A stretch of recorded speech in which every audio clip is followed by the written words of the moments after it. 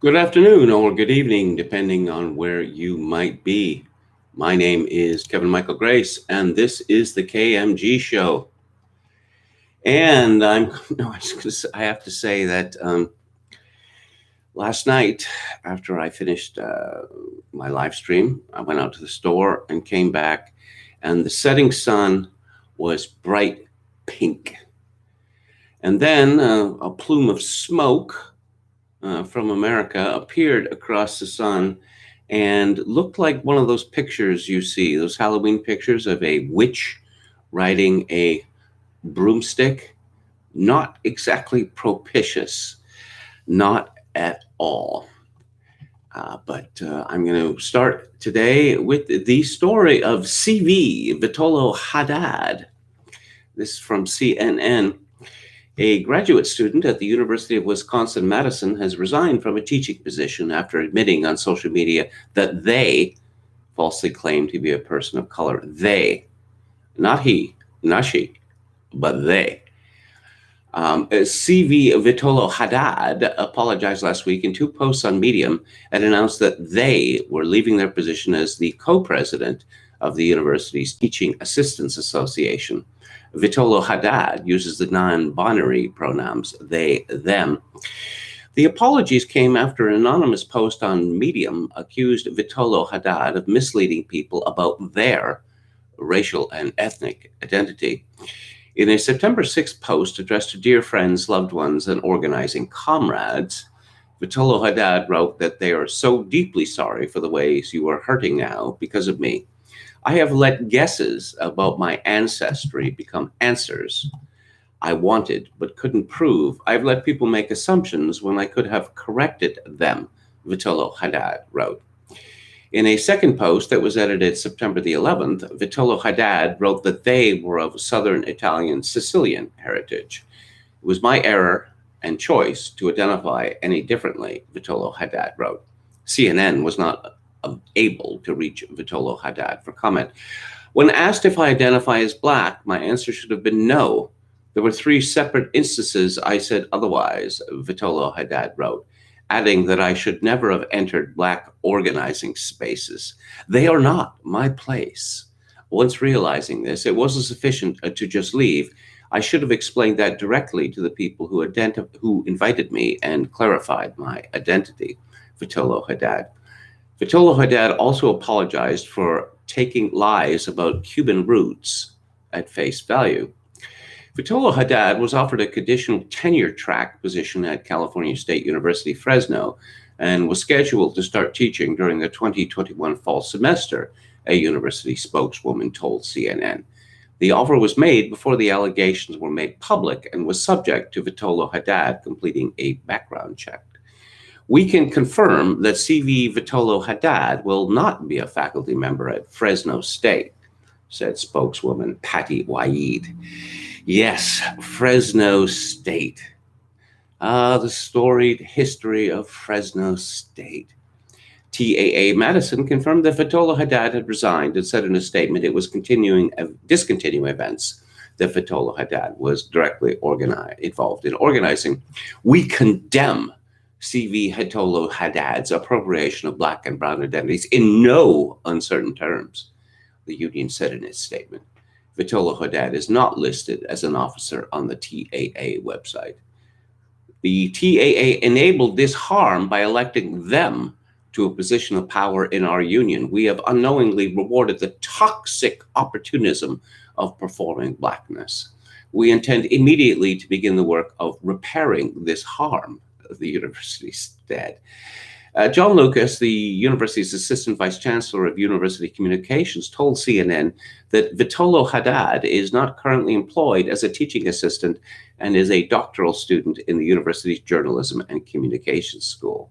Vitolo Haddad received a bachelor's degree from the University of Central Florida, Central Florida, and a master's degree in communications from Wake Forest University, according to their LinkedIn profile. UW-Madison expects that people represent themselves authentically and accurately in all aspects of their academic work, Lucas said. Earlier this month, Jessica Krug, who was an associate professor at George Washington University, admitted pretending to be Black for most of her adult life, while she was actually white Jewish and from a Kansas City suburb. She was a history professor specializing in Latin America and Africa until she resigned last week. Krug earned her doctorate in 2012 from the University of Wisconsin-Madison, according to her George Washington University staff page, which is no longer on the website. And there's also a story here from the New York Post, which has a completely unrelated video about someone called Montalongo being shot in the stomach attached to it. And there's a picture here of CV Vitolo Haddad making the Soylent Grin, the new male grimace. And in the second missive, missive, we're using that word, are we? Really? Vitolo Haddad, according to the New York Post, who has railed against conservatives' views about race, declined an interview with the Wisconsin State Journal, which first reported the story on Sunday. However, in a series of text messages, Vitolo Haddad told reporters, "I repeated things I heard growing up from my family that I know to be lies. I am so sorry. I take full responsibility for spreading these lies and am deeply sorry." And there's another picture of this person who appears to be very deeply freckled. Indeed, very deeply. Let's see, there was a post on Medium, September the 4th, CV Vitolo Haddad, another academic racial fraud. And it begins with a disclaimer, edit. After a dizzying array of responses and pressure for transparency from their community, CV has confirmed that they are Italian with a possible but unconfirmed distant ancestor who is Ethiopian. One of their family members commented on the now defunct Facebook status that no one in the family identifies as Black. I like that. You're not Black anymore. You identify as Black. Well, this isn't the first time I've said it, but I've said it again. If people can identify as whatever gender they want, and there are apparently 52 or perhaps several hundred of these genders around, why cannot someone identify as Black? But in any event, Anonymous writes, when the Jessica Krug story came out yesterday, I was shocked, but not by the extent of her deception. What caught my attention instead were the parallels between her story and that of someone I know. I've long suspected CV Vitolo, a PhD student at the University of Michigan in Madison, of engaging in the same kind of race shifting and copious lying that now has people enraged with Krug and which detracts from the important work and struggles of actual Black thinkers, both in and outside of the academy. I share this information with the hope that it might prevent CV from causing the same harm and violence Krug enacted on people who trusted her. Violence? What violence? For years, I have doubted my intuition, questioned whether anyone would believe me, and rationalized that CV might, despite all of the inconsistencies in their story, somehow be telling the truth. Race, after all, is slippery, and racialization is not just about what is immediately visible, a fact I now believe CV has taken advantage of as they slide themselves further into spaces of Black identity and political organizing that do not belong to them. Oh, I don't know. How about a person who is a man who believes that she has been misgendered from birth and slides further into spaces of female identity? That seems to be okay.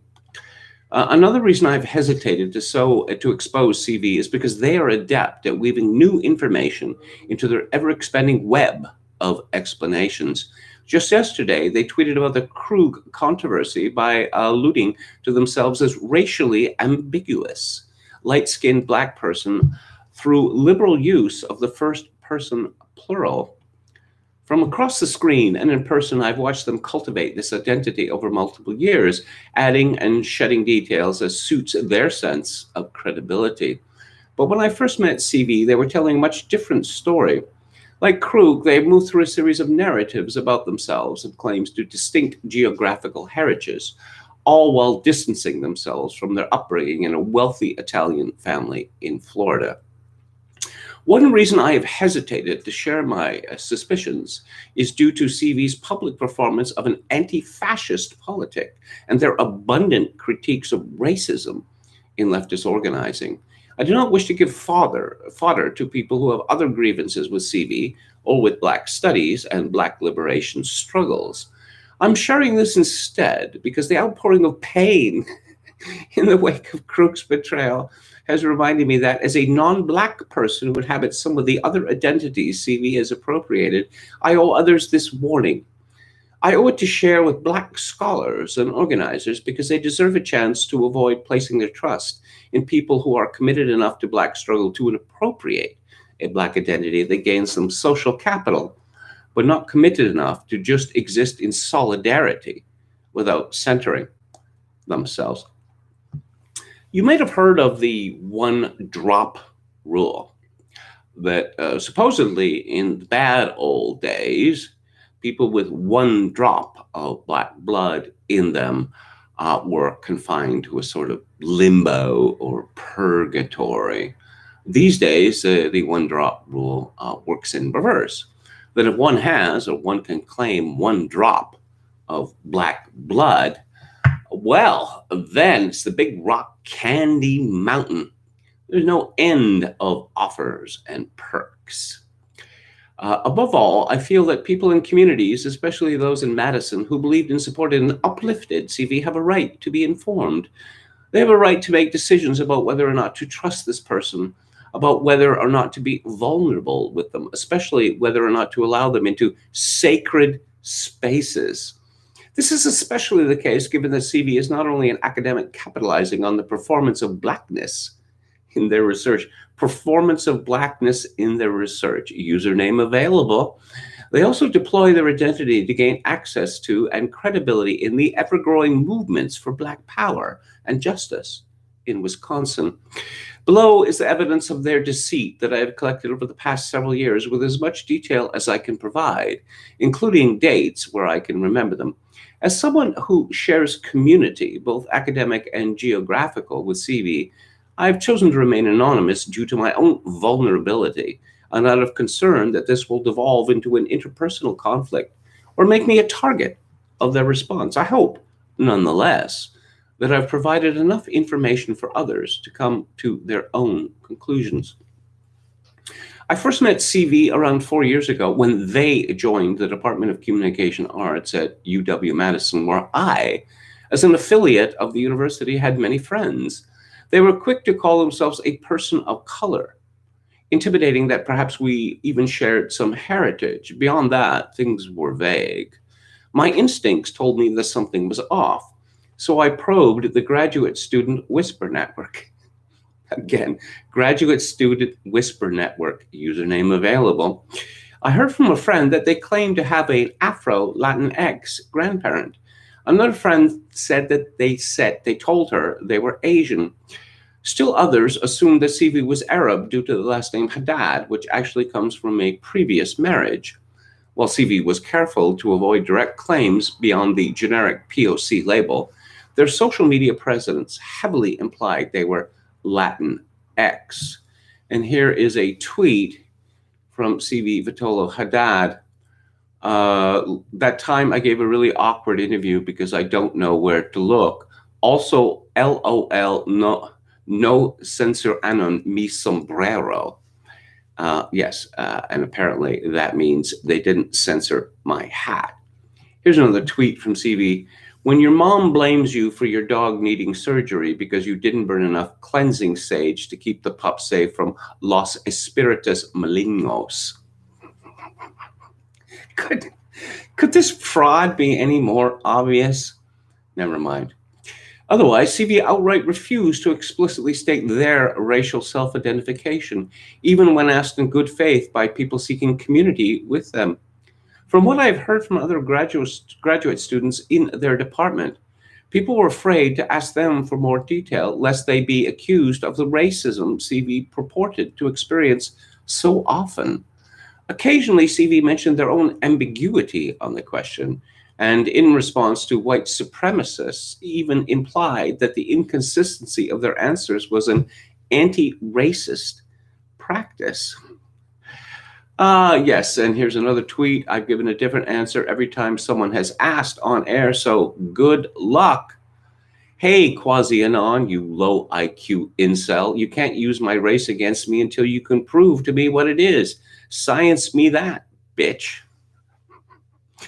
Though their claim to a POC identity was vague, the one consistency was their insistence that they were in a constant target of acts of racism and that they came from some kind of non-white background.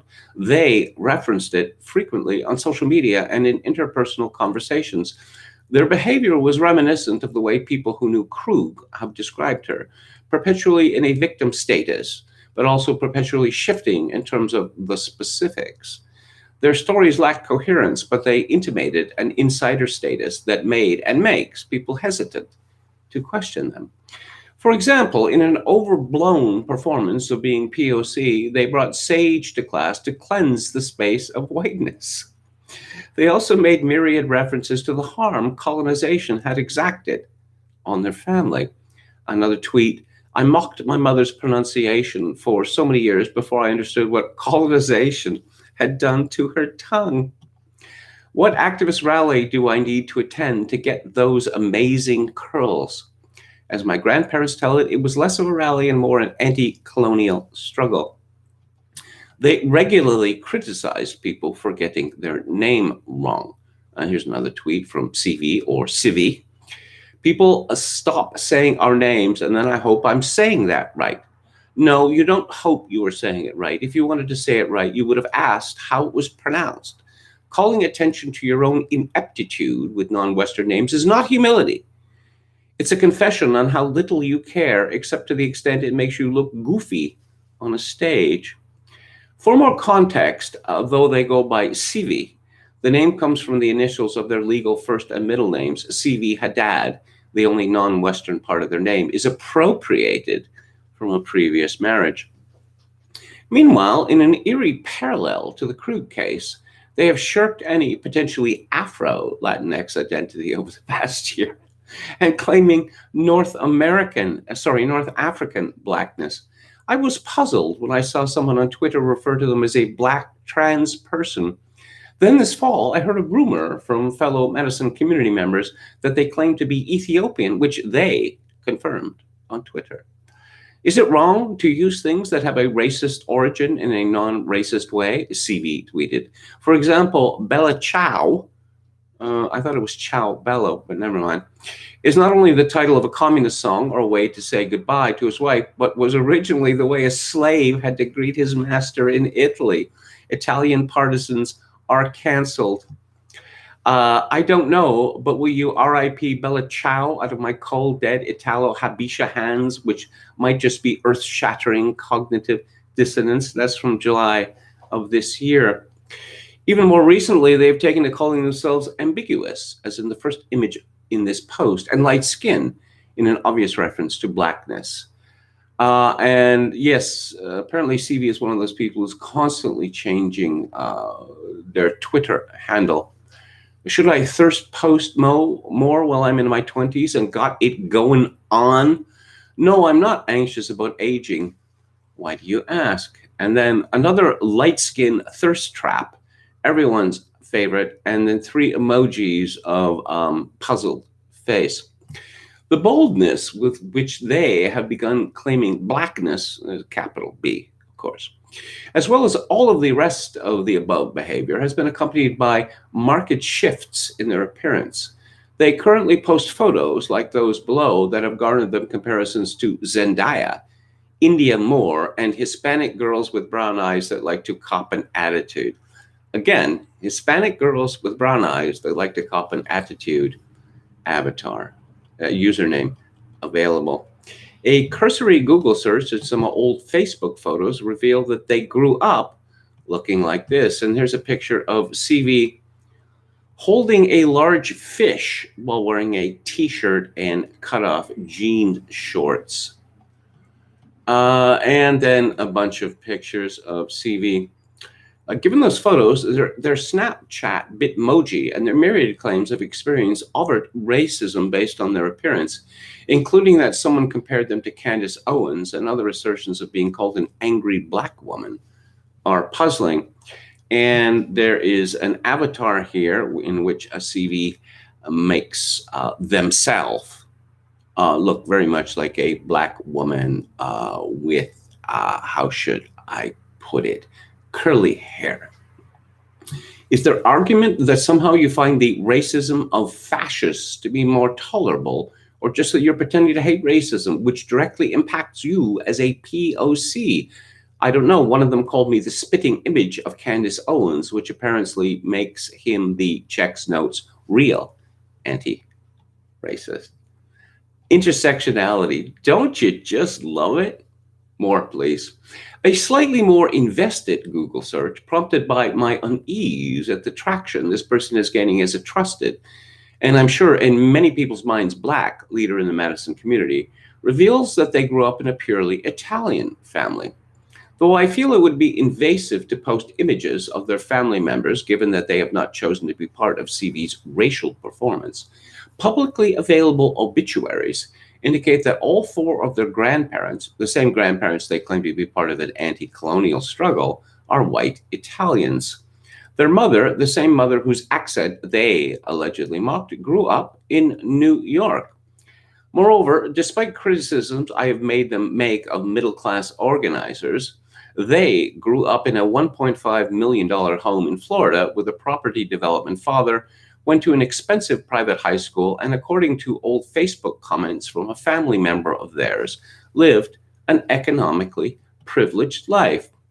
Race, to reiterate, is not only about what is visible, but judging by what I have witnessed, CV is claiming a particular kind of racialized experience and oppression that they have no right to. After compiling all of this information, I feel more certain in my instinctive reaction that something is not right about the narrative CV puts forth. I believe they are on the path paved by people like Krug, people who take whiteness to its most extreme, extracting from and capitalizing off of the very few experiences and spaces that do not already belong to them. I hope this writing encourages them not to go down it. Oh, okay. I made this post for the primary purpose of informing Black communities about CV's behavior, so that they make their own decisions about self-protection and whom to allow in their spaces. Frankly, I agree with those who have stated that the disproportionate attention given to white people who commit race fraud pulls focus and energy from the much more important urgent work in both scholarship and political organizing that actual Black folks are doing. For that reason, I hope that all of this can be quickly clarified and moved past. At the same time, I'm left with more questions than answers. If I am somehow wrong in my conclusions, and this is, say, a case of blatant identity discovery and or passing, why the inconsistencies around Latinx versus North African identity? Yeah, that is a quandary that many of us struggle with, the inconsistencies around Latinx versus North African identity. Why the other untruths about their background? If CV is as committed to the politics of Black liberation as they so often proclaim, how does this performance fit in? Why could they not commit to Black liberation without making themselves the focal point of it? How do they have the audacity to chastise others about anti-Blackness? Most crucially, how on earth are they bold enough at the very time I'm writing this to participate in online discussions criticizing Krug? How do they plan to be accountable to the hurt and betrayal they may have already caused with their behavior? CV, I believe you owe your communities a response. And this cri de coeur from Anonymous ends with a post from a CV. It doesn't really matter what your heritage is. Ethnic ambiguity is a shield. Yes, you will be treated as a person of color if you're non-white passing, but the inability to be effectively categorized is protective. Racism made race, not the other way around. Racism relies on boxing you into a specific set of stereotypes, and generic brown just isn't the same thing. Words to live by. Last night, I was on Twitter. I started getting tweets from a bunch of people saying that I had apparently administered a smackdown to this woman a couple of years ago on Twitter. I should explain that when I first started doing live streams, I suppose I was considered high entertainment because the idea was to get me drunk and belligerent. But in any event, I actually found the clip. This was on Luke Ford's show, where there was a bunch of people on, and CV Vitolo Haddad was there, described as a transsexual translinguist. And I took issue with the fact that this person had a ring through its septum, like an ox, I said, like a beast of burden. And I was, how would I say, condemned by one of the people on the panel for my laughing out loud at this person. So I'd completely forgotten it. You know, here's a secret. When you talk in public, say as often as I do, about 80% of everything I say, I forget immediately after having said it. You know, you can't keep track of that. And indeed, things that I've written, you know, I've written millions of words that have been published, and every so often I'll come across a story that I wrote years ago, and I think, I actually knew about this subject. I actually had strong opinions about it. How curious. But it occurs to me now that when I was introduced to CV Vitolo Haddad, my spidey sense must have been tingling that I knew this person was an out and out fraud.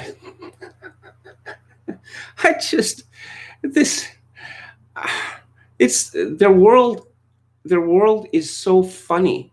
It is so absolutely funny to me. And what's the funniest of all is they don't get the joke. They don't understand how ridiculous they are. That post from Anonymous on Medium, it's just the anguished seriousness of it is just high comedy in the extreme, but they don't get the joke. And that is my favorite kind of joke telling jokes to people who do not get the joke.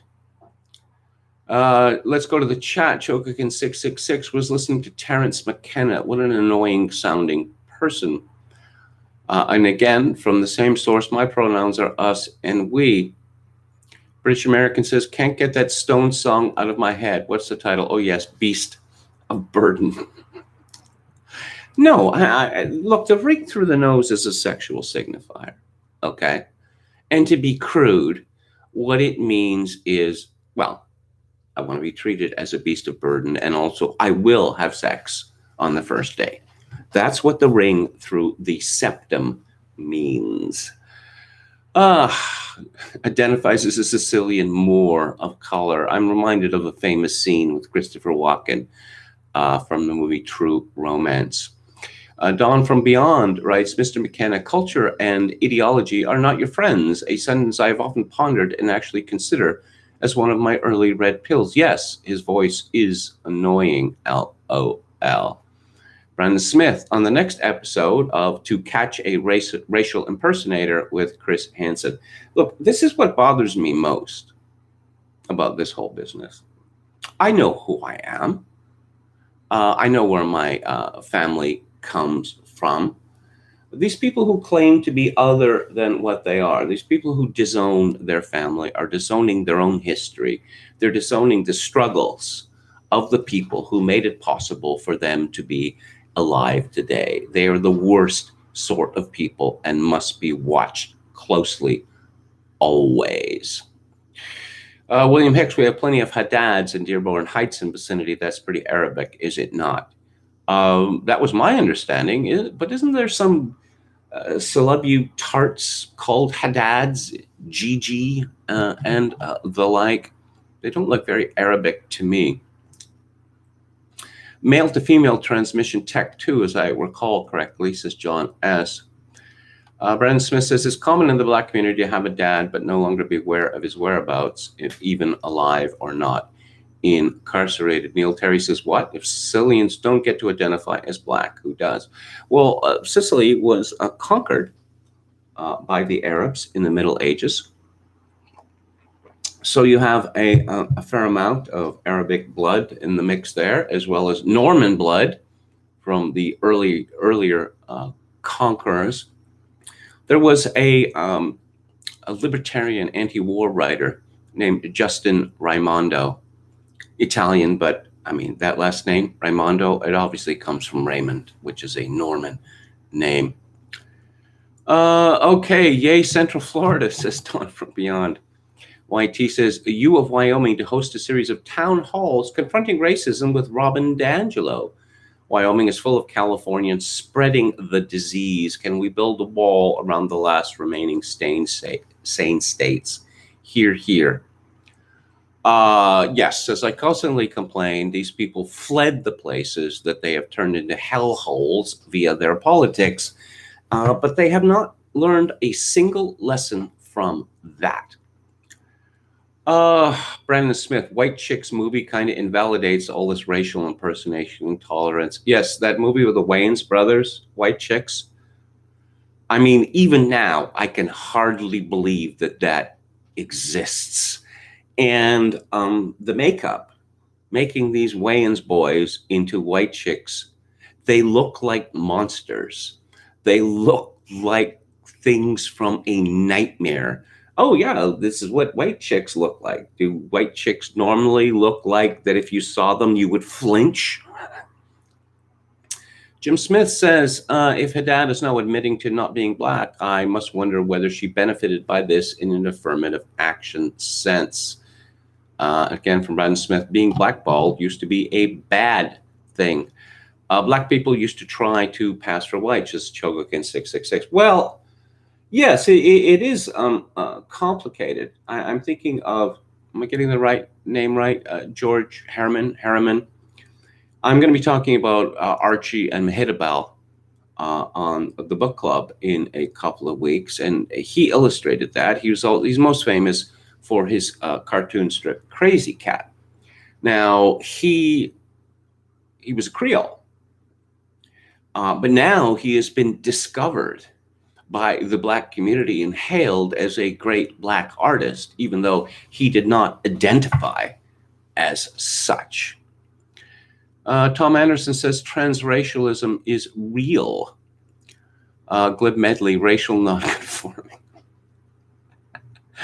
Brandon Smith says transreligious isn't even something I've heard of yet, but bound to be next. Okay, yes. Okay, what else do we have here? Septius7 says CV is a classic narcissist psychopath personality disorder and needs medication and a padded room. How could anyone tell the difference now, though? Because for some time, everyone boasts of their mental illnesses. Oh, yes, I have AHDD, whatever it's called, or, OCD. This is particularly amongst millennials. This is this is a badge of pride. Brandon Smith says closing the mental asylums was the first strategic move in the Marxist revolution. I have mixed feelings about that. I think the difficulty is that there was no consideration given to how these people were going to live after they were released from the mental asylums. Many people in mental asylums were put there simply for being weird or because their families didn't like them. They had committed no crimes. Thomas Saz wrote a whole book about this. There's one case that I particularly remember. There was some fellow who'd worked his whole life in a menial profession, And somehow the police came to his little room and they found a very large sum of money in cash under his mattress. And it turned out that this fellow had pretty much saved every dollar that he earned. And so it was determined that a sane person would put their money in a bank, not under the mattress. So he was institutionalized for that reason. Head McNeck says, Shakespeare was a black man while simultaneously being a white man who stole the writings of a young black woman. Yes, yes. You are not the father, says Tiberius. Septia 7 says these are the kind of people who claim to be a reincarnation of Napoleon and Hannibal. Yes. I was well familiar with that stereotype when I was growing up of loonies claiming to be Napoleon or Jesus Christ. I suppose Napoleon was closer to the popular consciousness then than now. But now, of course, people claim to be black when they're not, or they make outrageous claims about their sexuality, my favorite being non-binary, whatever that is supposed to mean. Glib Medley says, I'm cis-white. Brendan Smith, routine high temperatures must make people irresponsible and crazy. Cold temperatures force people to make preparations to not die and thus provide purpose. Octopus Knight says being able to recognize biological gender is part of cis, i.e. natural gender expression. Pronoun policing is stifling and oppressing cis, i.e. natural gender expression. Yeah, I'll tell you a story. This is almost 50 years old, that there were some relations of the family that I was living with. They were about 30 and they were very conspicuously hip, And the mother was explaining that they were raising their child in a way as to be gender neutral.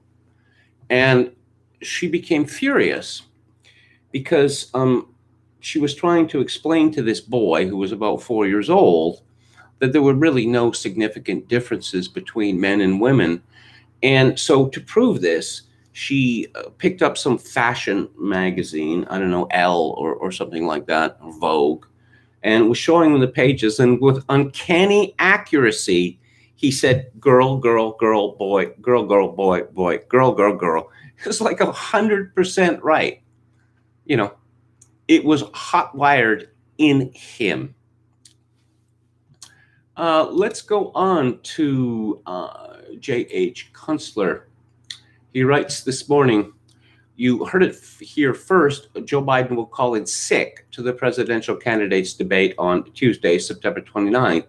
And within days, the Democratic Party will be obliged to replace him. Enough said for now. Wait for it. We have, hundreds of thousands, maybe millions of people who have already voted for Joe Biden? Because apparently you don't need to wait for election day to vote anymore. I mean, how 20th century is that? So if the Democrats replace Joe Biden, would that mean that the votes for him would be invalid?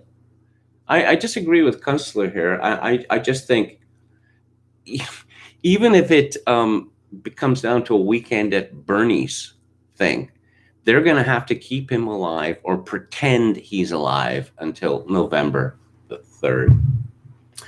He continues, onto the election issue du jour, putting out ideological fire set by political arsonists, namely the systemic racism hustle cooked up by progressive anarcho-terrorists to provoke hatred and division in a nation sore beset by propaganda psyops and seditious subterfuge, not to mention COVID-19 and economic collapse, as if those were not enough. This week, President Trump released an executive order halting all federal agency in-service training programs purporting to address critical race theory, white privilege, unconscious bias, and other hobgoblins of wokesterism, a scam that has become a multi-million-dollar consulting racket funded by taxpayers. Russell Vought, director of the Office of Management and Budget, sent a memo to executive branch agency heads, directing them to identify all contracts or other agency spending related to, quote, any propaganda effort that teaches or suggests, one, that the United States is an inherently racist or evil country, or two, that any race or ethnicity is inherently racist or evil, unquote. When the National Center for Disease Control and Prevention attempted to defy the order and go forward with training to examine the mechanisms of systemic racism, white supremacist ideology, and systems of structured inequality, Vought had to remind the agency to cancel it. So it goes with the resistance. One consulting effort, CAST, the Coalition to Abolish Slavery and Trafficking, has received $16 million from the Department of Education. At its August 2020 conference, attendees, including Department of Education staff, were told that the United States has a racial contract that says it's okay for white people to kill blacks with immunity. Did they mean impunity? They also advocated abolishing prisons. The DOE press secretary says it's investigating. God knows what kind of swamp creatures lie embedded in the lower mud banks of that agency. But at the top, at least, the department is cleaning up its act.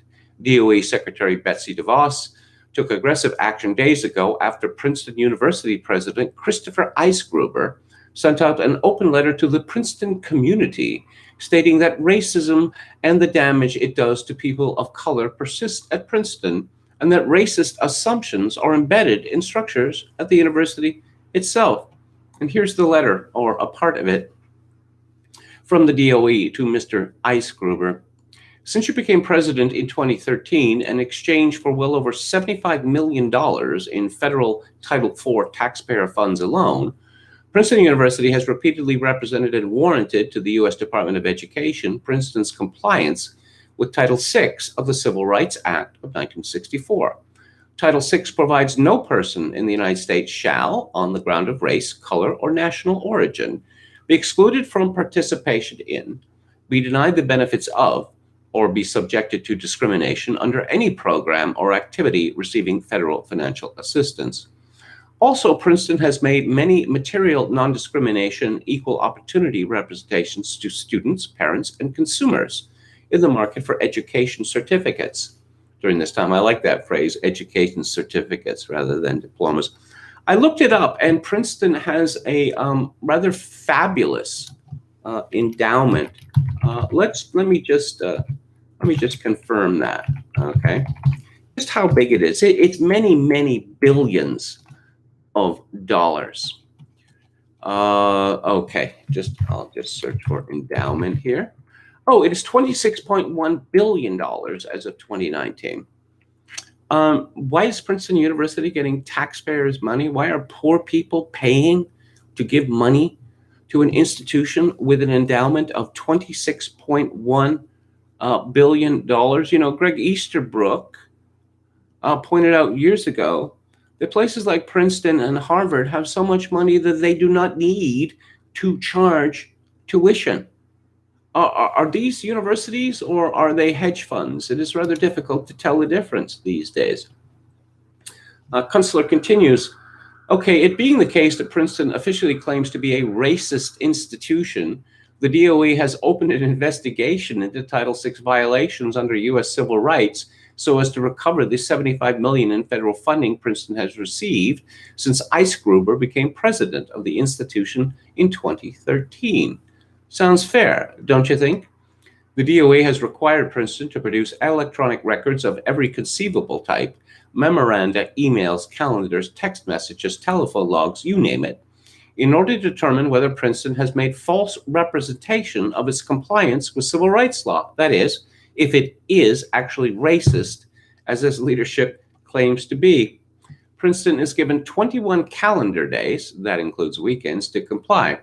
That ought to keep Eisgruber's subalterns in the Office of Diversity and Inclusion quite busy in the weeks ahead, a monumental Chinese fire drill that can only end badly for the university.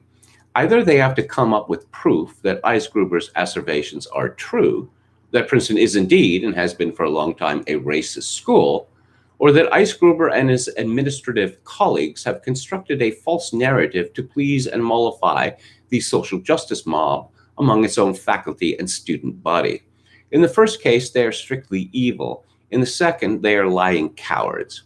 In either case, Eisgruber must resign, and several vice presidents and deans along with him, notified the Princeton Board of Trustees.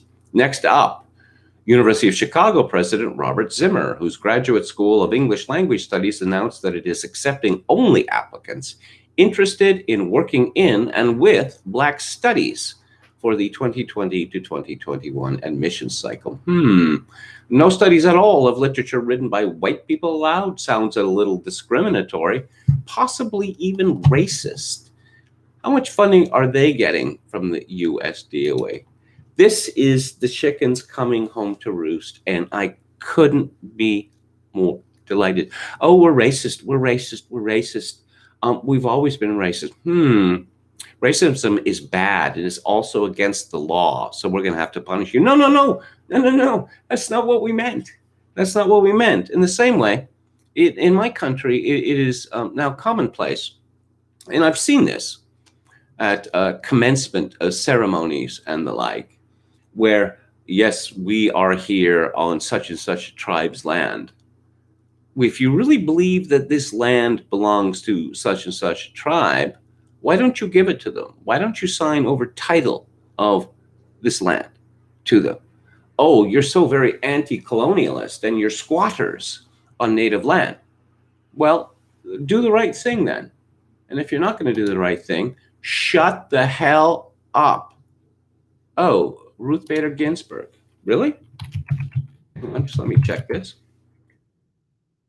She is dead at 87. How about that? I had kind of thought that she was going to live forever, actually, especially since, one can't help, the manufactured consent of the media, that apparently this woman was just a dynamo, that she had been, she had like 3 or 4 different kinds of cancer, and she had a stent, and she was just working up a storm. And she'd have some sort of procedure, and apparently a couple of hours later, she's just scribbling away on the legal pad. Yeah, I really thought she was going to live forever. I see this follows yesterday on Thursday, September 17th, the National Constitution Center awarded its Liberty Medal to Justice Ruth Bader Ginsburg in a program featuring performances by internationally renowned opera singers and tributes from special guests. The award honors men and women of courage and conviction who strive to secure the blessings of liberty to people around the globe. Ginsburg is the 4th Supreme Court justice to receive the honor, joining former justices Anthony Kennedy, Sandra Day O'Connor, and Thurgood Marshall. The story I heard about Thurgood Marshall, that in his last, 5 years or so, he was so out of it that his clerks did all the work. He had nothing to do with it. Apparently, he sat on a couch and watched soap operas. Chocokin666 says she was a sexy woman. I have seen pictures of her when Ruth Bader Ginsburg was young. She was very attractive. Indeed.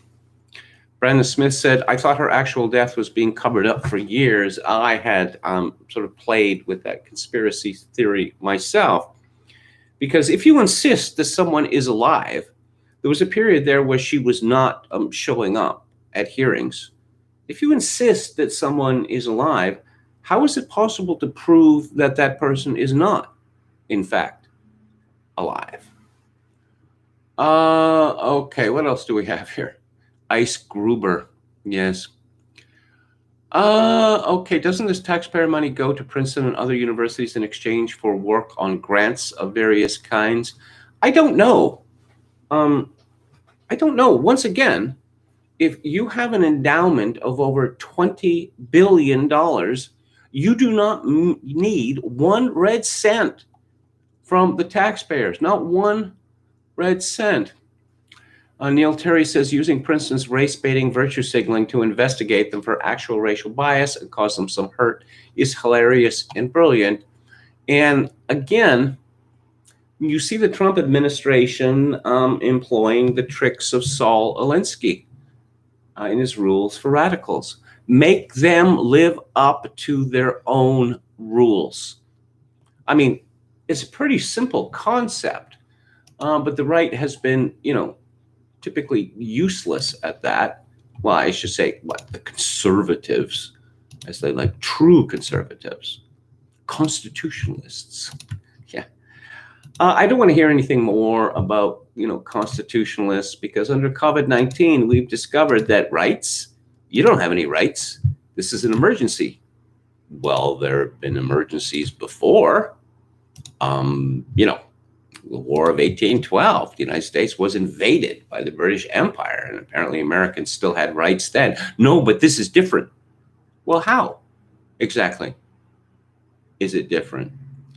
Our COVID-19 hero of the day is Van Morrison, the Belfast cowboy, as he's been called. I liked his music in the 60s. He was with a Irish garage band called Them. Very exciting stuff. Then he went Californian and hooked up with a woman called, I'm not making this up, Janet Planet. Yes, that's what she called herself. And he became one of those Californian singer-songwriters. Very much not my cup of tea. According to Wikipedia, Morrison has a reputation for being at once stubborn, idiosyncratic, and sublime. Ooh, sublime. Stubborn and idiosyncratic are euphemisms for another word. I have heard many stories about Van Morrison to the effect that he is the rudest man alive. But according to the BBC, Northern Ireland's health minister has described 3 new songs by Sir Van Morrison that protest against coronavirus lockdowns as dangerous. In the lyrics, Sir Van claims scientists are making up crooked facts to justify measures that enslave the population. The new normal is not normal, he sings. We are born to be free. Indeed. Health Minister Robin Swan asked if Sir Van had scientific facts. He should present them. And this from Olga Robinson. Van Morrison's song alludes to debunked conspiracy theory. Oh, really? What's the debunked conspiracy theory? That COVID-19 is not the new bubonic plague? It seems to me that theory has been very much bunked. The track, As I Walked Out, includes the lyrics. Well, on the government website from the 21st March 2020, it said COVID-19 was no longer high risk. In a reference to a UK government page that stated COVID-19 is no longer considered to be a high consequence infectious disease in the UK. That much is true. But that doesn't mean that coronavirus is harmless. Who has ever claimed that coronavirus is harmless? This is a straw man. The high consequence infectious disease is given for very fatal diseases, for example, Ebola, which kills more than 50% of infected people. And let's see, what's the infection rate with COVID-19? Why don't you mention that in your story, Olga Robinson of the BBC monitoring disinformation team? Because it's not 50%, it's not 20%, it's not 10%, it's not even 1%. Oh, let's see. By March, more information and testing prompted authorities to revise the classification. Yes. See, oh yeah, we went running around tearing our hair out and screaming in panic, and then we learned more, and that caused us to revise our policies? No. We can't be blamed for running around screaming and tearing our hair out because we didn't have the facts. Oh, so maybe you should have had the facts for instituting draconian lockdowns? Let's see. The danger, scientists say, is that COVID-19 is also highly infectious and there is no proven vaccine or treatment. Yeah, there is no proven vaccine or treatment against a lot of diseases. For instance, the common cold, which is also a coronavirus.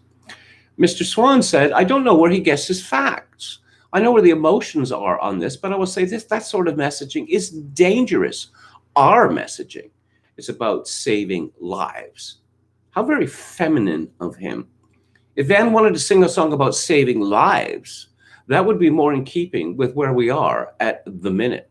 If Van Morrison has counter-scientific facts that he's prepared to stand over and have that debate with the chief scientific advisor, then I think that's how he should do it.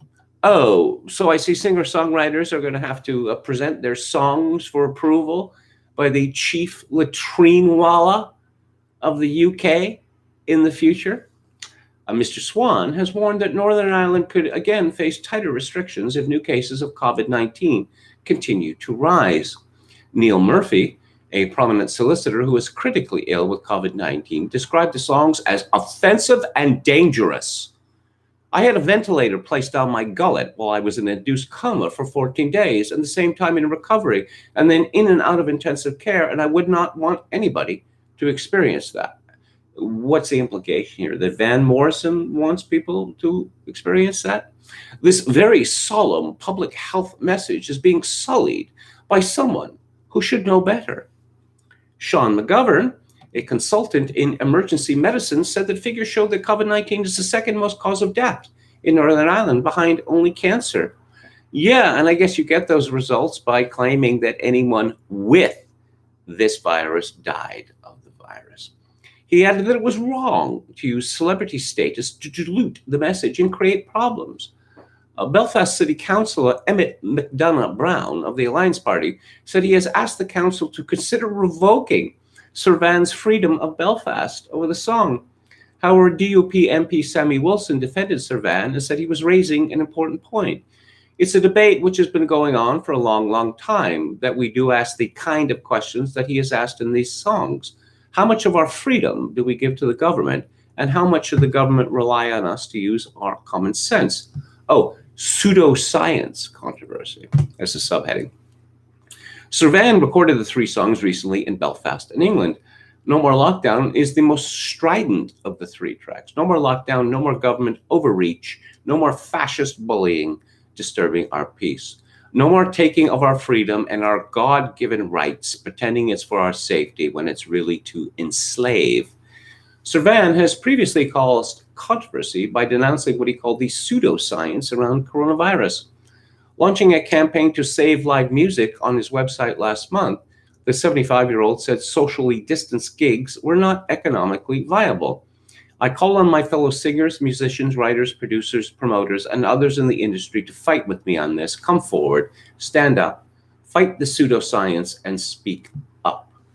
Sir Van said his new songs would be released at 2-week intervals, with the first, Born to Be Free, arriving on September 25th. In a statement announcing the songs, the musician said, "I'm not telling people what to do or think. The government is doing a great job of that already.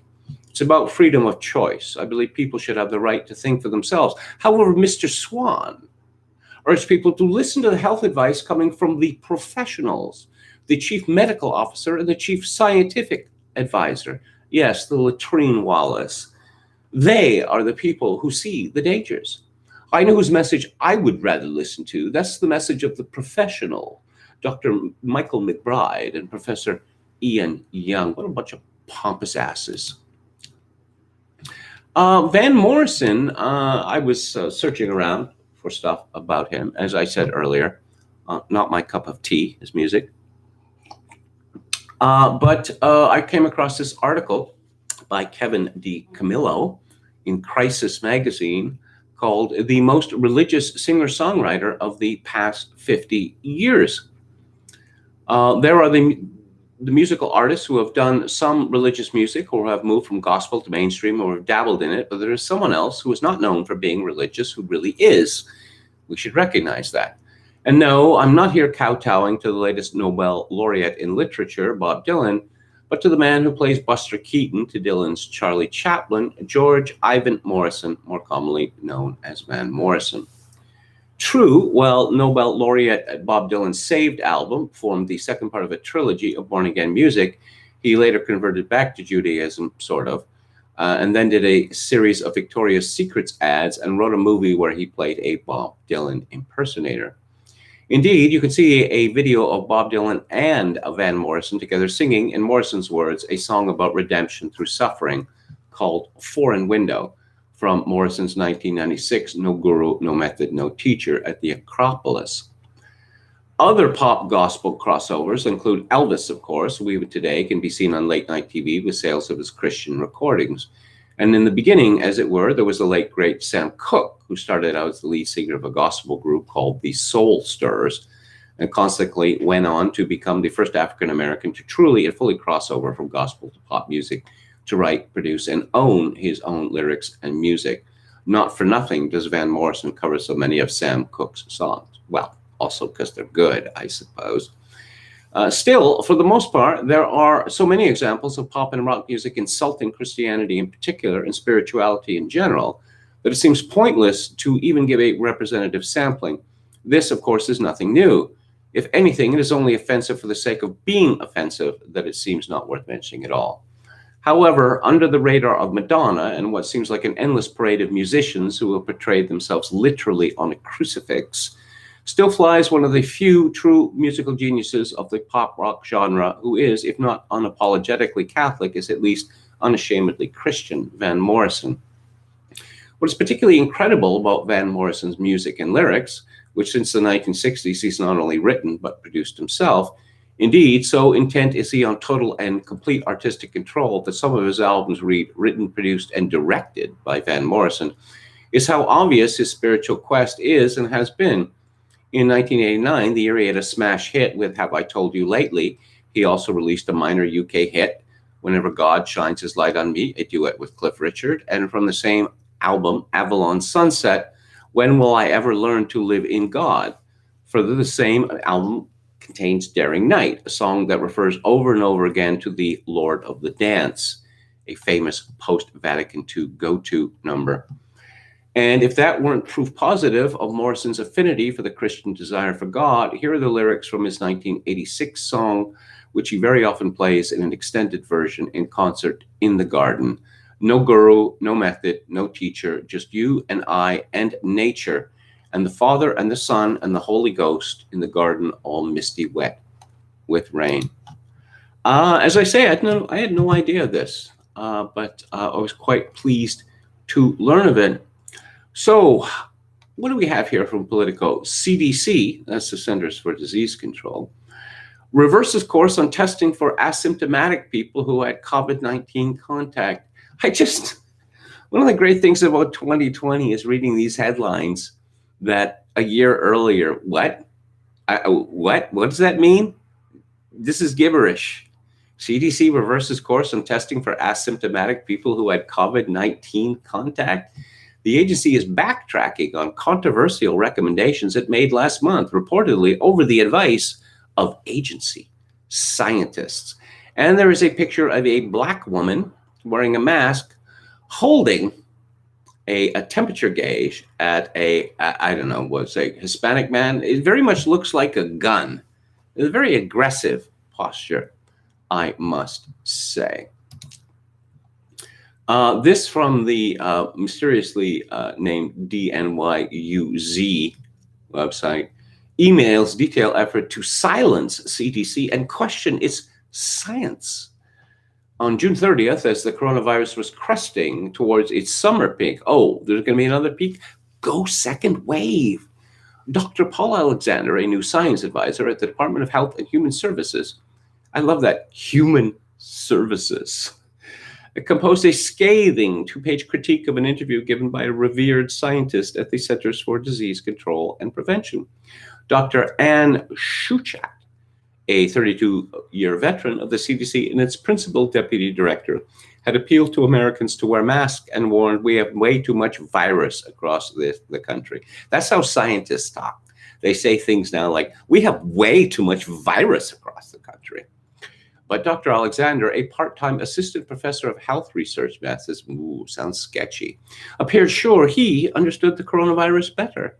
Her aim is to embarrass the president, he wrote, commenting on Dr. Schuchat's appeal for face masks in an interview with the Journal of the American Medical Association.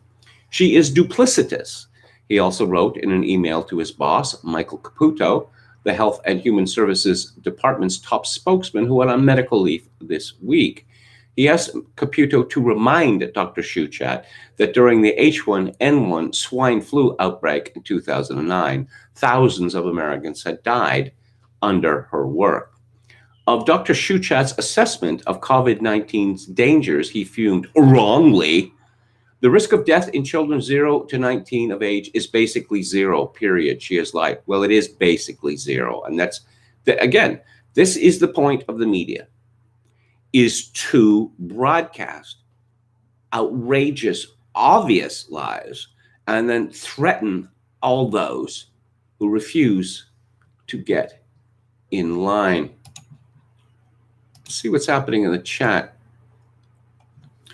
Hauper says Dylan should become Muslim for a trifecta.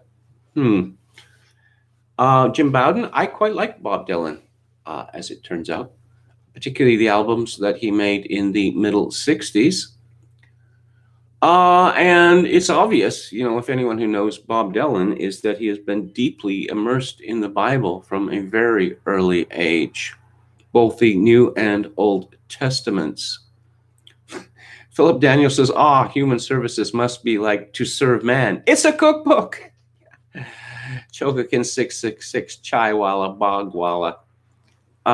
Why does KMG get so excited about a second wave, says Dionysius. It's satirical, okay? Because the media has been clamoring for a second wave. They have been trying to will it into existence and claim that it exists even when it doesn't. Well, it exists in those countries with the strictest lockdowns because that's what happens when you lock people up. Unless you're going to actually, entomb them, they're going to get out, and whatever they have, they're going to spread it. That's how viruses work. A visionary companion, says Morrison, also shares David Bowie's lack of shame about posing as a sax player. Now, I won't hear anything nasty about David Bowie. He wasn't that great on the saxophone. He wasn't that great on the piano. He wasn't that great on the guitar either. But that's not really the point. Brandon Smith says KMG is preparing for this for weeks by moving his show to the funeral home, replete with floral arrangements in waiting. Yes, Jonathan Paul likes Brown Eyed Girl. Everyone likes that song, right? Ricardo Williams. Trump must nominate another Jew to the Supreme Court. To do otherwise would silence Jewish voices and is obvious anti-Semitism, unquote, the usual suspects. I'm sure that the Federalist Society has plenty of woke Jews on their list. DeBarea says KMG likes white flowers. Well, I didn't choose these arrangements. They came with the condo, which is not my condo, which is up for sale. And first of all, well, it was sold. It was sold about 3 weeks ago, and then the financing fell through.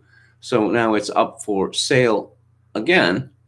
But even if it is sold, it will have to wait for the will of my father to be probated, which could take a very long time.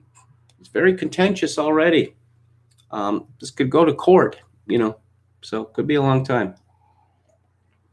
Let's see, what else do we have here? Ruth Bader Ginsburg. How about that?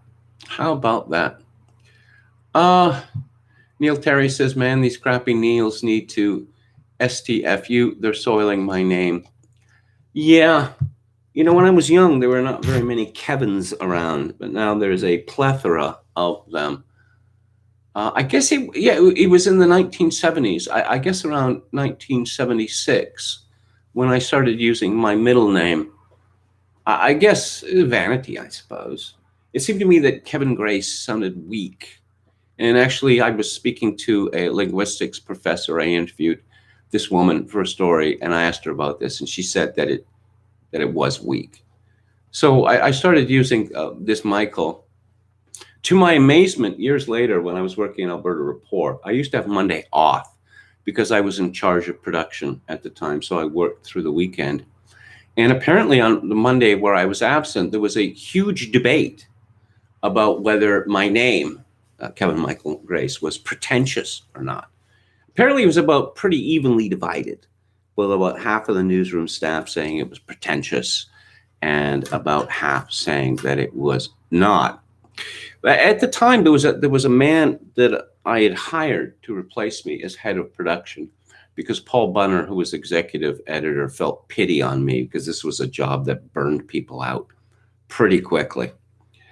And so I was working just as a reporter and editor after that. But I'd hired this fellow from Nova Scotia, and it turns out that he hated my guts, and it was a quarrel over a woman, actually. And so I'd heard about this debate about my name. And so I thought it would be funny to talk about this cat that I had at the time. And the cat I inherited from a woman, the same woman that the quarrel was over. And she had named the cat Anthem after an Ayn Rand novel. And I thought, I am not going to call a cat Anthem. That is absolutely ridiculous. So it was a tabby cat, and I thought, I'm going to rename this cat in 5 seconds. What is the most obvious name for a tabby cat? Stripey. So I called the cat Stripey. And so I was talking about this cat to the newsroom at Alberta Report. And so this fellow, my romantic rival, was glowering at me. And I said to him, of course, the cat's full name. Stripey isn't the cat's full name. And he said, oh, yeah? What's that? And I said, why, Stripey Michael Grace, of course. And that's the biggest laugh I ever got in my life, except for this Nova Scotian just glowered harder than ever. Texas governor gets to fill a vacancy if Cruz vacates. Yeah. Was Ayn Rand a cat person? I don't know. I suspect that she would have been against cats because cats aren't very efficient. I mean, dogs can guard people. They give affection readily, but cats are capricious and aloof, which is why I like them, actually. Maybe I'll talk about John Gray's essay. John Gray has written a book about the philosophy of cats. Mark Raymond, did you hear the news that Ruth Bader Ginsburg died? Yes, I did. I was talking about that a few minutes ago. So let's look at lockdown skeptics. The care home scandal, a call for evidence. Lockdown Skeptics has asked an award-winning investigative journalist, David Rose, to investigate the high death toll in Britain's care homes. Did 20,000 plus elderly people really die of COVID-19 between March and July, or were many of them just collateral lockdown damage? With lots of care homes short-staffed because employees were self-isolating at home, and with relatives and partners unable to visit to check up on their loved ones because of restrictions, how many elderly residents died of neglect, not COVID? How many succumbed to other conditions untreated because they weren't able to access hospitals or their local GP? After doctors were told by care home managers that the cause of death of a deceased resident was novel coronavirus, how many bothered to check before signing the death certificate? The risk of doctors misdiagnosing the cause of death is particularly high, given that various safeguards to minimize the risk of that happening were suspended in March. Well, the same thing has happened in Canada.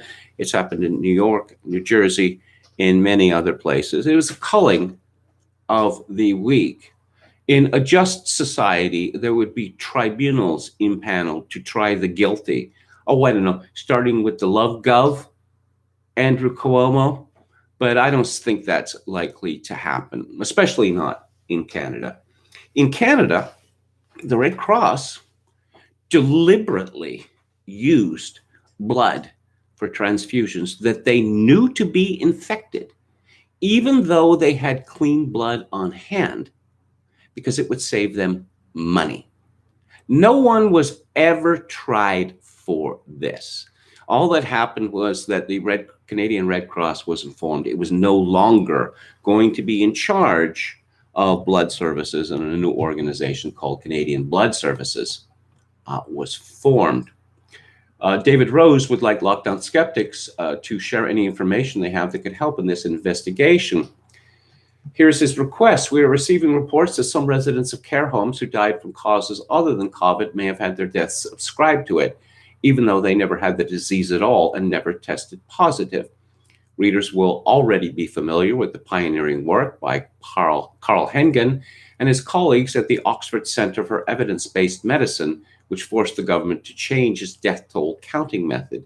Previously, it will be recalled, people who died of, say, a road accident were being counted as COVID deaths if they had tested positive at any time, perhaps months earlier. And I'm just thinking, why aren't these people in prison? Seriously, why aren't these people in prison? Oh, Simon Dolan's legal challenge delayed by month because government lawyer on holiday. Yes.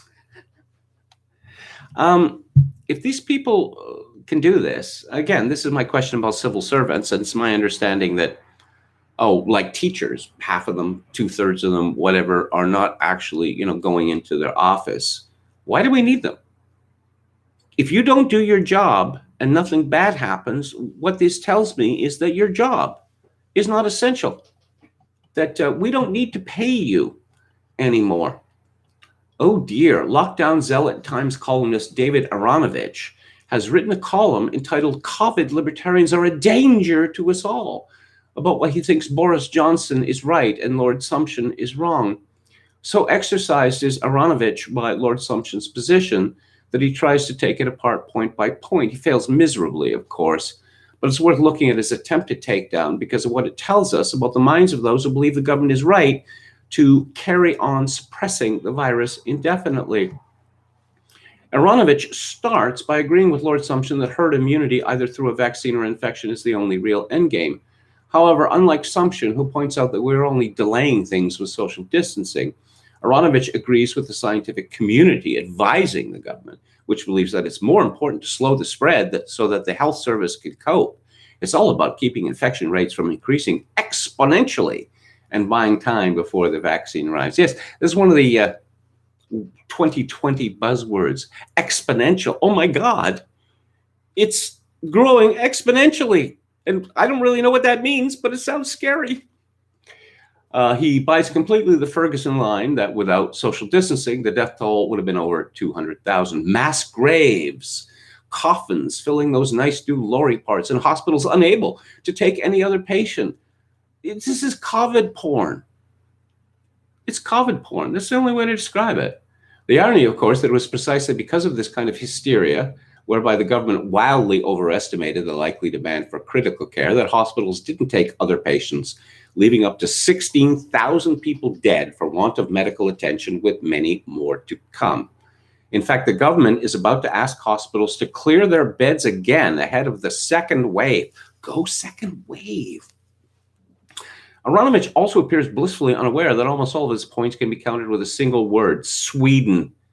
How do we know not locking down doesn't lead to apocalypse? Sweden. How do we know infections and deaths don't keep on going until lorry parks around with coffins? Sweden. How do we know our health service wouldn't have been overwhelmed absent a lockdown? Sweden. Look, no lockdown, no apocalypse. But for some reason, I can't quite fathom Sweden doesn't get a single mention in his article. Because it's not science. Well, you see, Sweden didn't go crazy in lockdown. That's not science. No, but here are the numbers from Sweden. Let's compare them to other countries, and let's look at the effect on the economy, on social. That's not science. That's wrong thinking. Not science. Let's take a look at Alex Berenson. MSNBC tweets 250 million Americans would need to be infected with the coronavirus to reach herd immunity, a strategy President Trump has said would make the virus go away. This strategy would result in 6.4 million deaths based on the current U.S. fatality rate of 2.97%. Berenson comments, "This is untrue. So untrue that even the CNN employee who originally made it up had to retract it. It is designed to terrify at the expense of truth. So why is MSNBC presenting it as fact?" At Jack, please. Because it's going to get rid of Trump. We say what we want. we make up facts because it's going to get rid of Trump. That's the higher truth, right?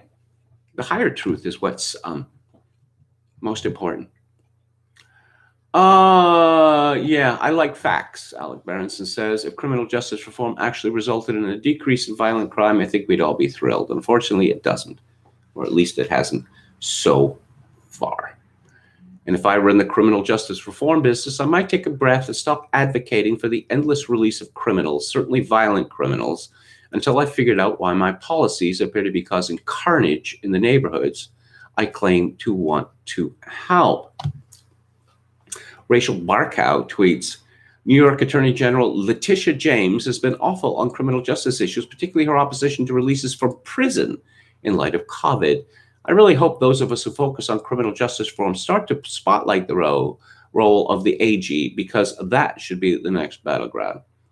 Berenson replies, hey, Rachel Barkow, you're obviously super smart. You have a very long job title at the New York University School of Law. Help me out. I need some data. Well, all this great criminal justice reform, all these progressive prosecutors were electing, murders and shootings must be way down this year, right? I mean, this makes it look like murders in Chicago are up 49% this year, but Kim Foxx is so progressive. And Larry Krasner is dreamy, but murders in Philly have almost doubled since he was elected in 2017. Crazy, huh? Or am I checking the wrong websites? Yeah. Don't mention George Soros.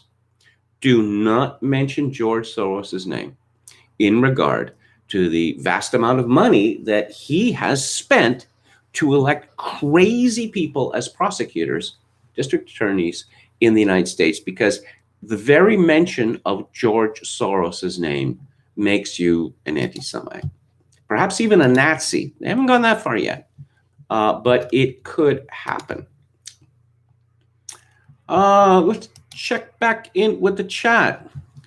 Alex DeLarge says Trump needs to appoint Cruz. Cruz could vacate after November 3rd. DeBarea says my father's middle name is unpronounceable. Okay. Yes, again, question about Ayn Rand.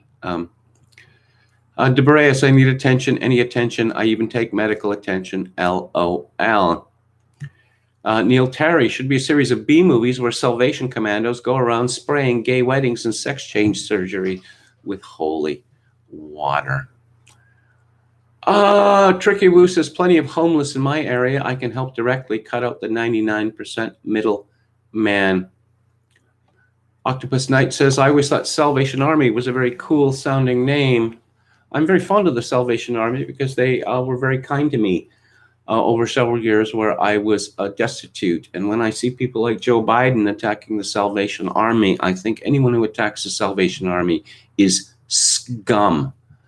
Oh, my trail of disgrace says Rand was actually a huge cat person and had a bunch. She apparently refused to have them fixed so as not to deny them pleasure.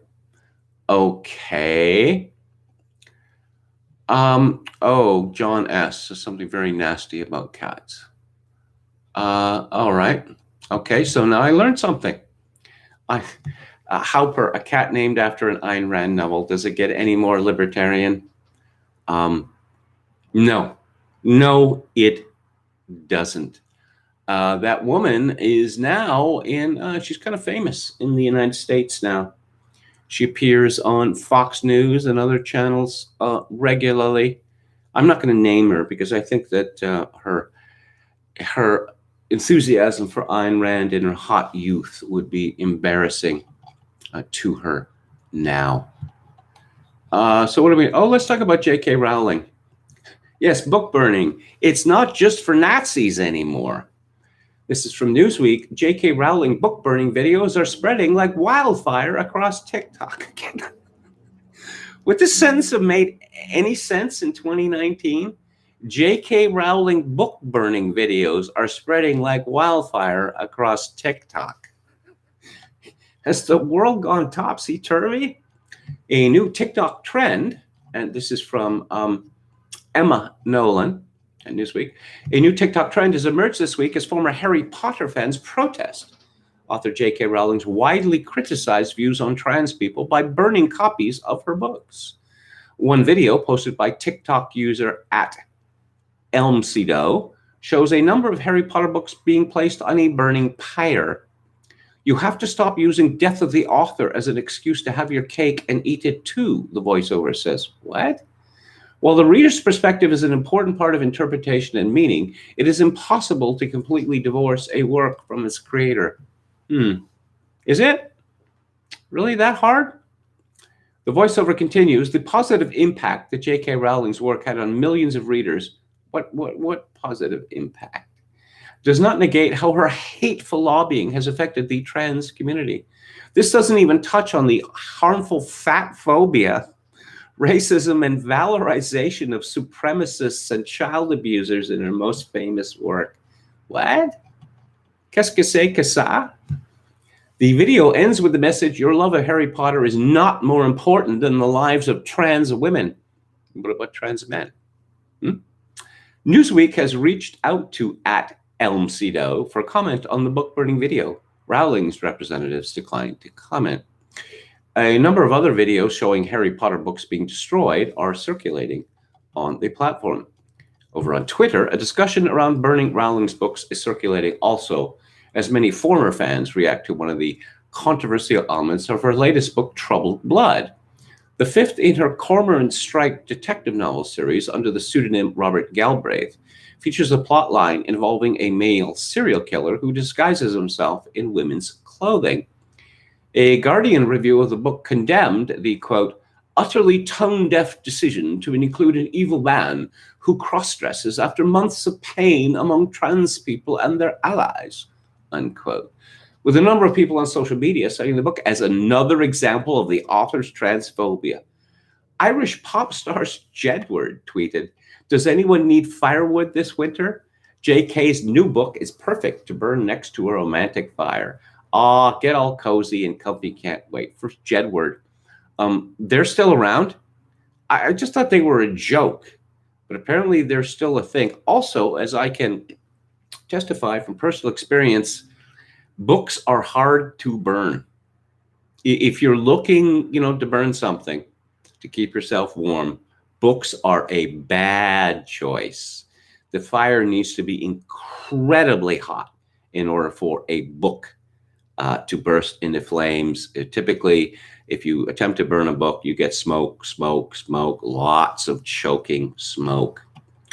While British TV personality Piers Morgan snapped back, if we're going to start burning things, which we shouldn't, I'd rather start with your entire musical catalog. Many Twitter users are uneasy with the idea of burning books in general, regardless of an author's view. One person tweeted, this would be Dan Hodges, so we've now reached the point where J.K. Rowling's critics are advocating burning her books, book burning. Remind me where that ends up. Rowling is also facing scrutiny this week when she was forced to deny that her pseudonym, Robert Galbraith, is linked to the alphabet people, gay conversion therapist named Robert Galbraith Heath. J.K. Rowling wasn't aware of Robert Galbraith Heath when choosing the pseudonym for her crime novels, a spokesperson told Newsweek. Any assertion that there is a connection is unfounded and untrue. Rowling's representative pointed out that the original explanation for the name, which was originally published on the original Robert Galbraith website, is inspired by one of the writer's heroes, Robert F. Kennedy. Yeah, life is full of surprises, isn't it? I never really thought it possible that we'd have something called the trans community, or that the trans community would actually have political power, that the trans community was actually in a position to threaten people, to hurt people's career. Ian Chadwick says you've got to get that book up to 451. Indeed, and 451 degrees Fahrenheit is very hot. Very, very hot. Okay, Fahrenheit 451, great film. Yeah, I'm not so sure about that. It's got Julie Christie in it. It's got two versions of Julie Christie in it, who was, I don't know, the most beautiful woman in the world. And so that's good. And I love Francois Truffaut, but Francois Truffaut was not really very secure with English. Yeah, also Oscar Werner. I don't know that Oscar Werner was actually, suited to star in an English language movie. On the other hand, it's got Cyril Cusack in it, the great Irish actor. So I guess I'm of two minds regarding Fahrenheit 451. Anrun agrees with me. It's got Cyril Cusack in it. That always means it is worth watching. He's just such a delight.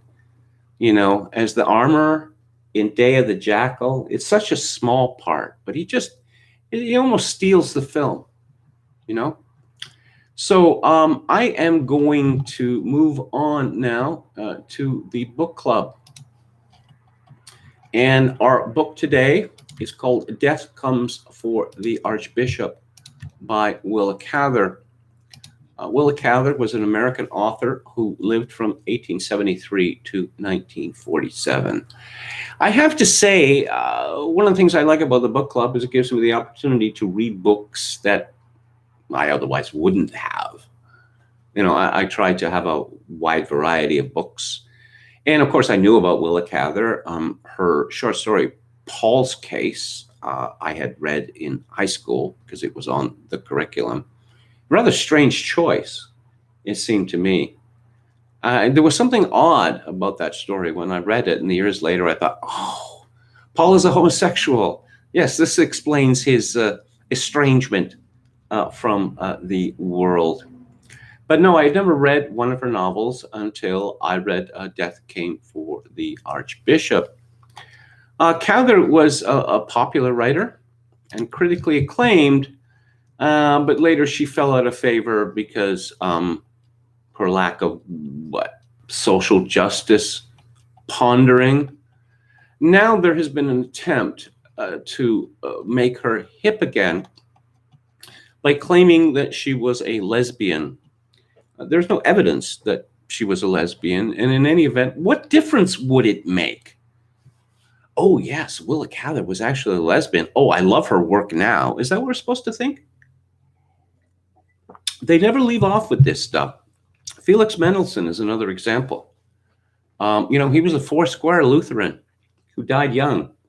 Oh, but now we're told that he was absolutely obsessed with Jenny Lind, the soprano, the Swedish Nightingale. Yeah, sure he was.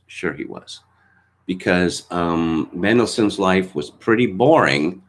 And I guess you can't appreciate an artist if their life was boring.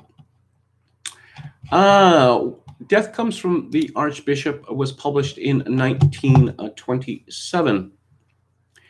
And it is a historical work. It is pseudo-anonymous, actually. It is the tale of two French missionaries in the Old West, in New Mexico, the Archdiocese of New Mexico, which was then of stupendous size.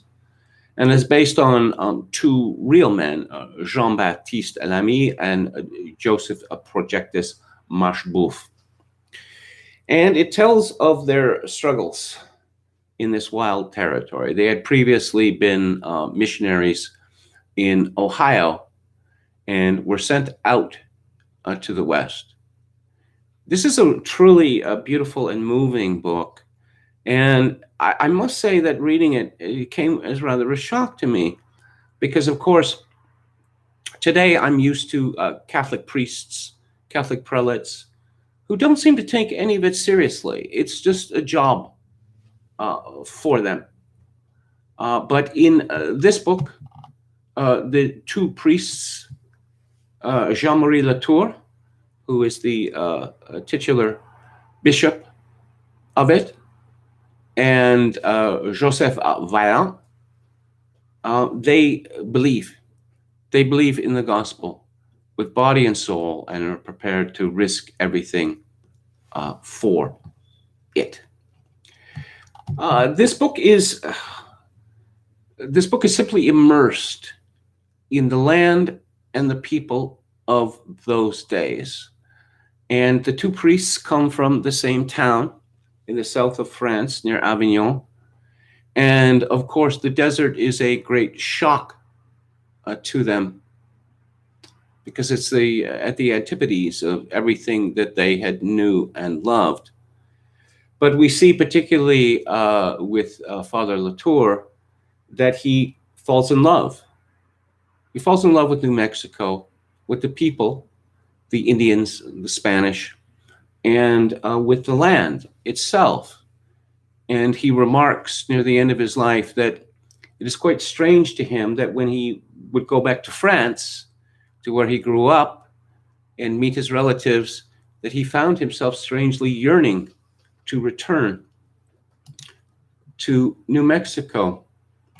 I'm going to read a bit from this to give you an idea of the style of this novel. How then had Father Latour come to be here in the Sandhills, many miles from his seat, unattended, far out of his way, and with no knowledge of how to get back to it? On his arrival at Santa Fe, this is what happened. The Mexican priests there refused to recognize his authority. They disclaimed any knowledge of a vicariate apostolic or a bishop of Agathonica. They said they were under the jurisdiction of the Bishop of Durango and had received no instructions to the contrary. If Father Latour was to be the bishop, where were his credentials? A parchment and letters, he knew, had been sent to the Bishop of Durango, but these had evidently got no further. There was no postal service in this part of the world. The quickest and surest way to communicate with the Bishop of Durango was to go to him. So having traveled for nearly a year to reach Santa Fe, Father Latour left it after a few weeks and set off alone on horseback to ride down into Old Mexico and back, a journey of full 3,000 miles. He had been warned that there were many trails leading off the Rio Grande road and that a stranger might easily mistake his way. For the first few days, he had been cautious and watchful. Then he must have grown careless and turned into some purely local trail. When he realized that he was astray, his canteen was already empty and his horses seemed too exhausted to retrace their steps. He had persevered in this sandy track, which grew ever fainter, reasoning that it must lead somewhere. All at once, Father Latour felt, he thought, a change in the body of his mare. She lifted her head for the first time in a long while and seemed to redistribute her weight upon her legs. The pack mule behaved in a similar manner, and both quickened their pace. Was it possible they scented water? Nearly an hour went by, and then, winding between two hills, they were all like the hundreds they had passed. The two beasts whinnied simultaneously. Below them, in the midst of that wavy ocean of sand, was a green thread of verdure and a running stream. The ribbon in the desert seemed no wider than a man could throw a stone, and was greener than anything Latour had ever seen, even in his own greenest corner of the old world. But for the quivering of the hide on his mare's neck and shoulders, he might have thought this a vision, a delusion of thirst. Willa Cather is a dab hand with metaphor. Beautiful use of metaphor throughout this novel. And she is just as good at describing animals as she is as describing seasons. I'll read another section now. It's about two mules. Manuel Lujan laughed and glanced down at his men, who are all showing their white teeth. You said that to the padre at Albuquerque? You have courage. He is a rich man, Padre Gallegos. All the same, I respect him. I've played poker with him. He is a great gambler and takes his losses like a man. He stops at nothing, plays like an American. And I, retorted Father Joseph, I have not much respect for a priest who either plays cards or manages to get rich. Then you do not play? Asked Lujan. I am disappointed. I had hoped we have a game after supper. The evenings are dull here enough. You do not even play dominoes? Ah, that is another matter, Father Joseph declared. A game of dominoes there by the fire with coffee, or some of that excellent grape brandy you allowed me to taste, that I would find refreshing. And tell me, Manuelito, where do you get that brandy? It is like a French liqueur. It is well seasoned. It was made at Bernalillo in my grandfather's time. They make it there still, but it is not so good now. The next morning, after coffee, with the children being got ready for baptism, the host took Father Vaillant through his corrals and stables to show him his stock. He exhibited with particular pride two cream-colored mules, stalled side by side. With his own hand, he led them out of the stable in order to display to advantage their handsome coats. Not bluish white, as with white horses, but a rich, deep ivory that in shadow changed to fawn color. Their tails were clipped at the end into the shape of bells. Their names, said Lujan, are Contento and Angelica, and they are as good as their names. It seems that God has given them intelligence. When I talk to them, they look up at me like Christians. They are very companionable. They are always ridden together and have a great affection for each other. Father Joseph took one by the halter and led it about. Ah, but they are rare creatures. I have never seen a mule or horse colored like a young fawn before. To his host's astonishment, the wiry little priest sprang upon Contento's back with the agility of a grasshopper. The mule, too, was astonished.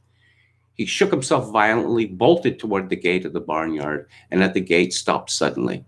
Since this did not throw his rider, he seemed satisfied, trotted back, and stood placidly beside Angelica. But you are a caballero, Father Vaillant, Lujan exclaimed. I doubt if Father Gallegos would have kept his seat, although he is something of a hunter. The saddle is to be my home in your country, Lujan. What an easy gait this mule has, and what a narrow back. I noticed that especially. For a man with short legs like me, it is a punishment to ride 8 hours a day on a wide horse. And this I must do day after day. From here, I go to Santa Fe, and after a day in conference with the bishop, I start for Mora. For Mora? Exclaimed Lujan. Yes, that is far, and the roads are very bad. On your mare will never do it. She will drop dead under you. While he talked, the father remained upon the mule's back, stroking him with his hand. Well, I have no other. God grant that she does not drop somewhere far from food and water. I can carry very little with me except my vestments and sacred vessels.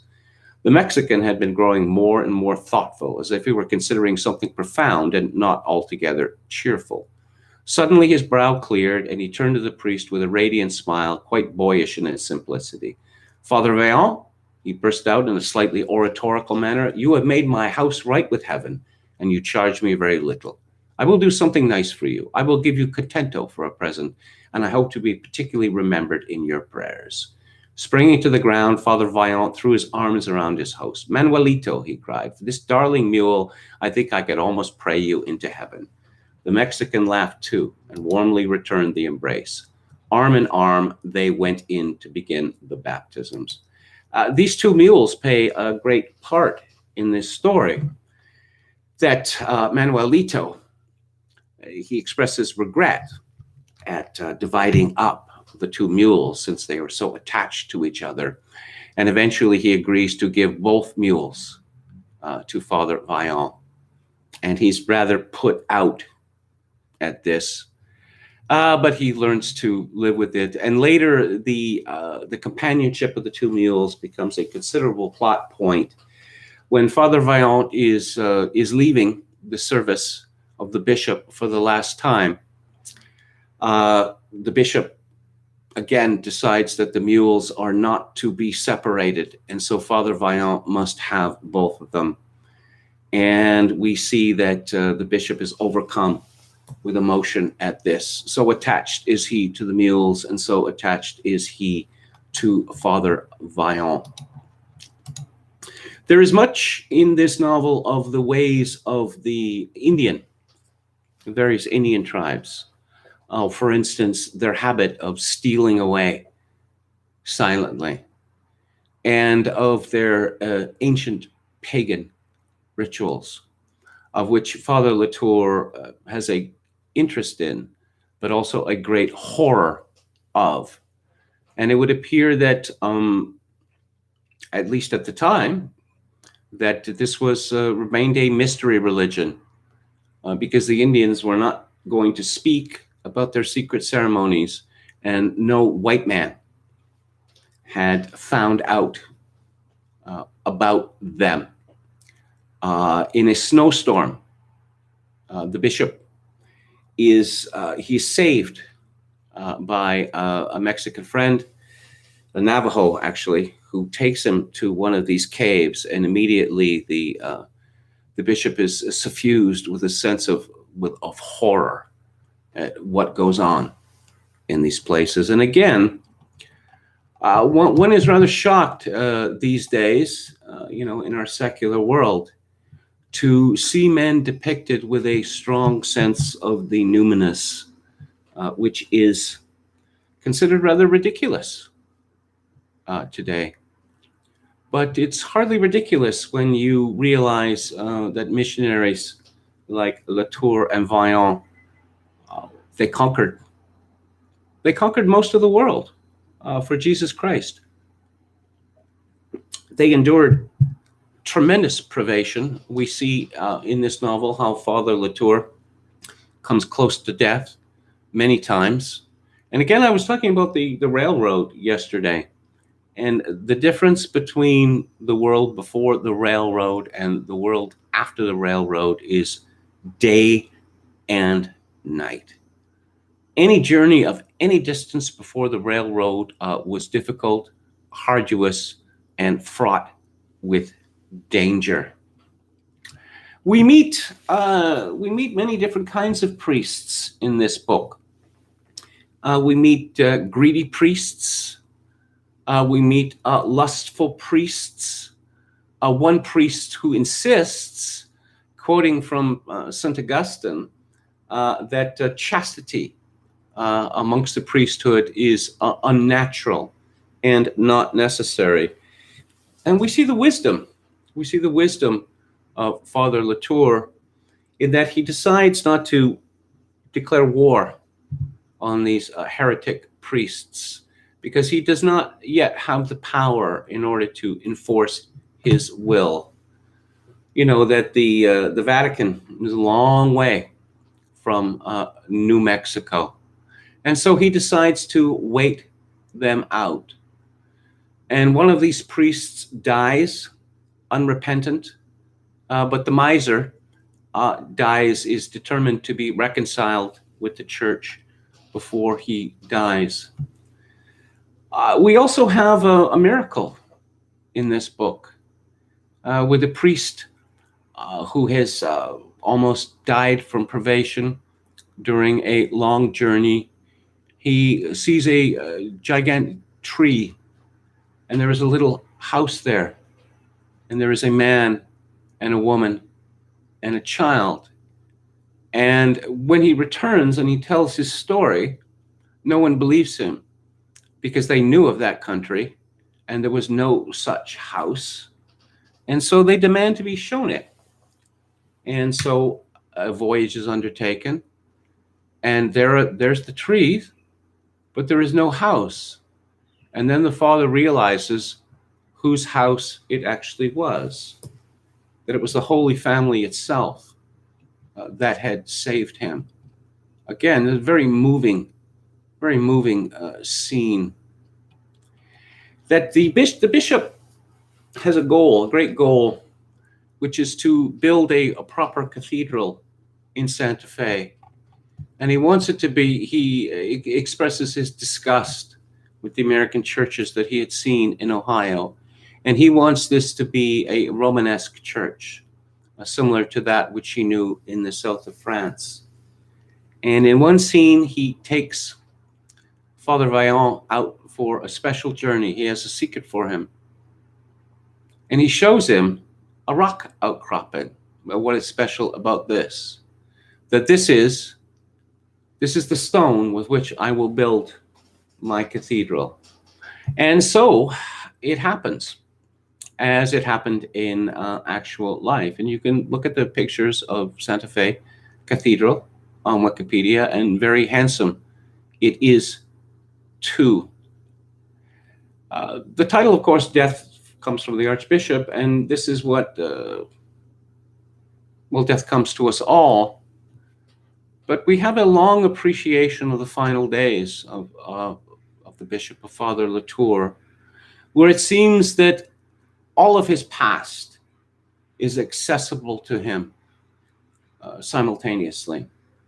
That things that happened yesterday or 40 years ago, things that happened in France, things that happened in America, that it's all part of a kind of collage which is presented to him. That the people caring for him believe that he has lost his wits.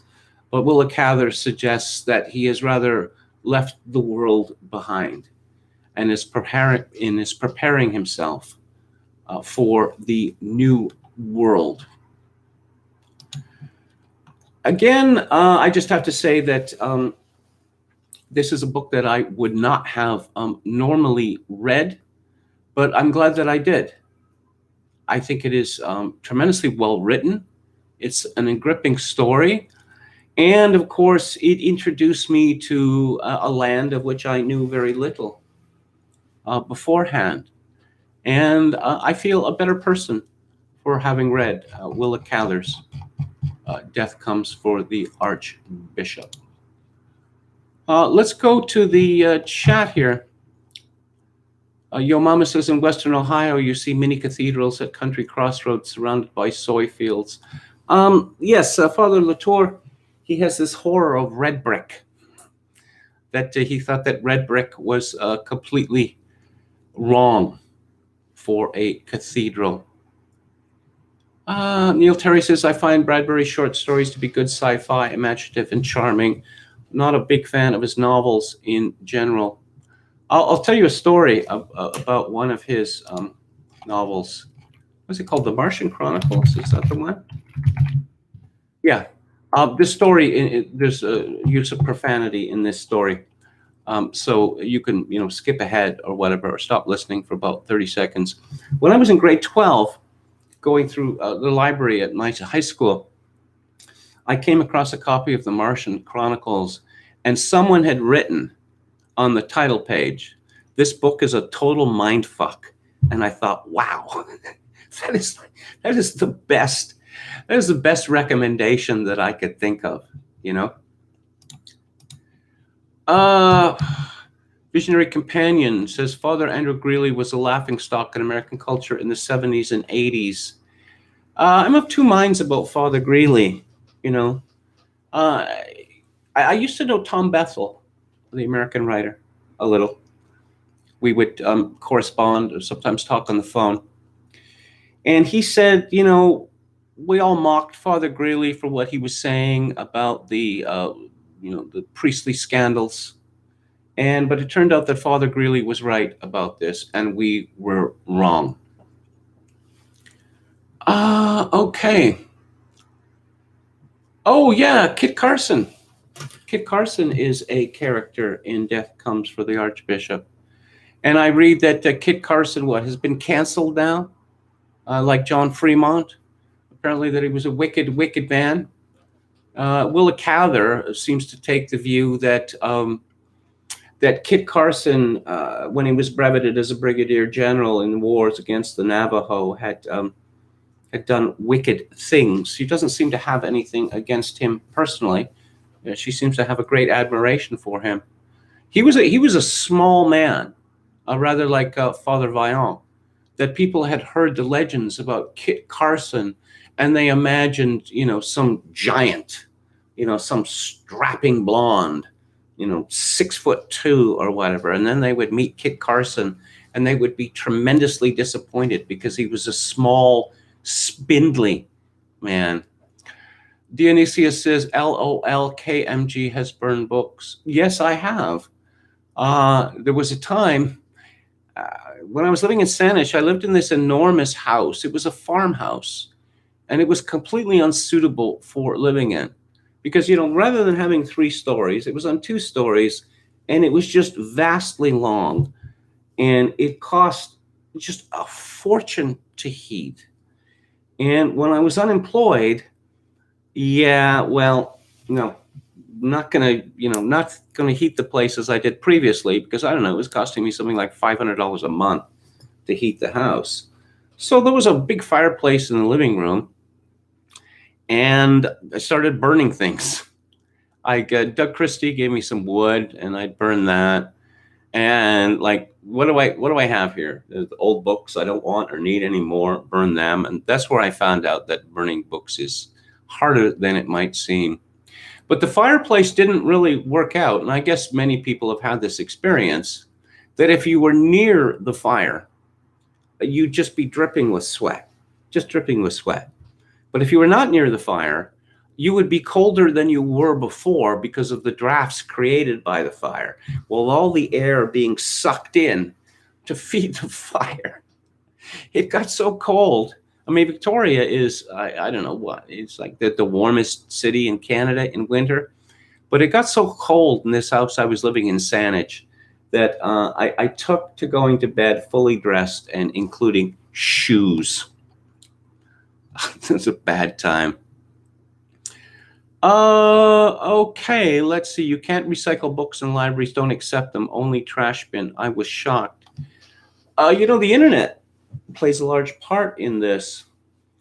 That it used to be that your town's booksellers were competing only with the booksellers in that town. Now they're competing with all of the booksellers in the world. And I had gotten used to, over the years when I was poor, in selling books to raise a few bucks. And in the last decade, it just became harder and harder and harder. And I found out that the bookstores, as a rule, do not like hardcover books, because most people seem to be allergic to hardcover books because they're bigger and heavier. And I used to get review copies of books when I was working at CJCA Radio in Edmonton. I came up with a clever little scheme where I put myself on the mailing list for all of the publishers and their books. So I got a copy of everything that they published.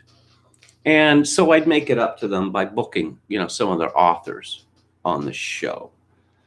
And about once a month, I wasn't paid very much at this job. And about once a month, I would take all the books and I would make a round of the used bookstores in Edmonton. And I'd always end up with about 100 books. And there were like 2 or 3 books that nobody would take. And so I would dump them in the bin. And then I think, here I am, $100 richer. So I'd go off to the pub on Saturday afternoon for a cheeseburger and fries and a mug of beer. That was a pretty good day, I must say. But again, it's very, it's difficult to get rid of books now. Let's see. Visionary Companion says, Cather's my mortal enemy was a dark Gnostic complaint that I found disturbing. Debrea says she was a very intelligent woman. Yes, and her intelligence shines through this novel. I don't know. One could say that it's kind of masculine intelligence. It's not.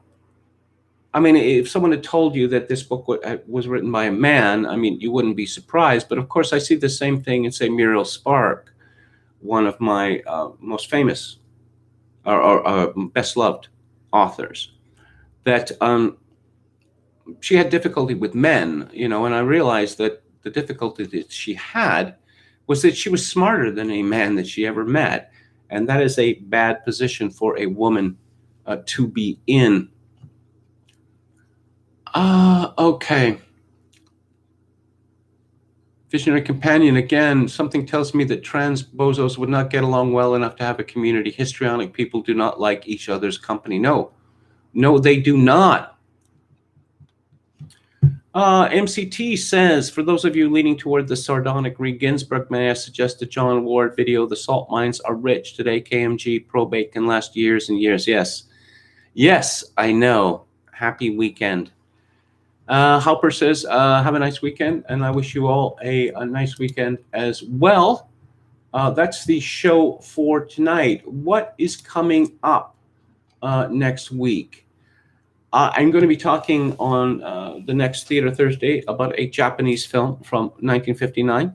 It's a comedy by Yasujiro Ozu called Good Morning. It has a lot to do with television. Japanese obsession with getting a TV set.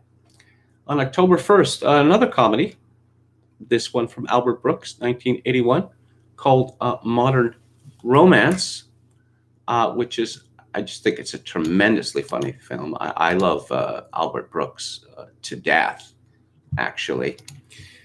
But there's an actress in Modern Romance that she should have been a much bigger star than she was, Catherine Harold. She's just one of the most beautiful women ever in the history of the movies. Some of you might remember her as playing Larry Sanders' first wife on the Larry Sanders Show.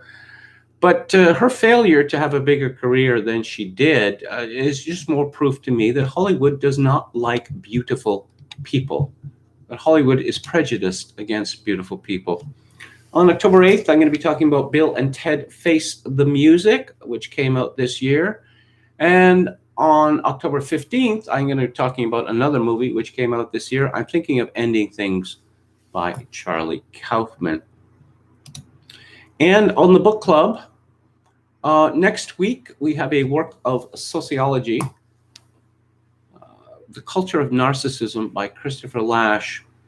On October the 2nd, we have one of the great American biographies, Up from Slavery by Booker T. Washington. On October the 9th, the previously mentioned Archie and Mehitabel by Don Marquis. And October 16th, Democracy, the God That Failed by Hans Hermann Hoppe. So that's all for this week. I will be back on the air Monday at 4 p.m. Pacific, 7 p.m. Eastern. If you like the show or any part of it, I'd appreciate it if you click on the like button and subscribe to my YouTube channel if you have not done so previously.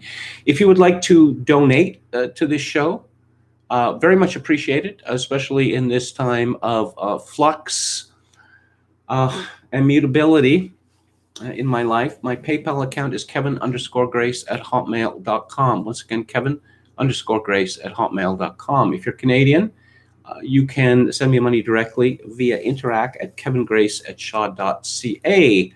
And I will leave you with this. In these days of social atomization and civilizational collapse, I do dearly wish that you, my dear viewers and listeners, manage to form a genuine human connection in order to ease the burden. Good night.